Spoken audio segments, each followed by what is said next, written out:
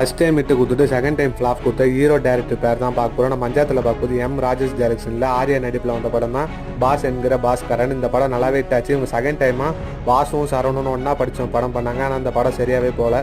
இவன் தான் கலாச்சார மாதிரி ஆகும்.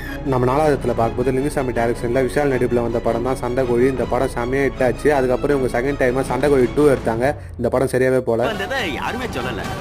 மூணாவதுல பார்க்கும்போது தரணி டைரக்ஷனில் தளபதி நடிப்பில் வெளியே வந்த படம் தான் கில்லி மூவி. இது நல்லாவே இட்டாச்சு. அதுக்கப்புறமா இவங்க செகண்ட் டைமாக குருவி பாத்திர சேர்ந்து ஒர்க் பண்ணாங்க. இந்த படம் ஆனால் சரியாகவே போகல. இப்போ ரெண்டாவதுல பார்க்கும்போது சங்கர் டைரக்ஷனில் உலக நாயகன் கமலஹாசன் நடிப்பில் வெளியே வந்த படம் தான் இந்தியன் ஒன். இந்த படம் நல்லாவே இட்டாச்சு. அதுக்கப்புறமா இந்த பேர் செகண்ட் டைம் பண்ணும்போது இந்த படம் சரியாகவே போகல, ஃப்ளாப் ஆச்சு.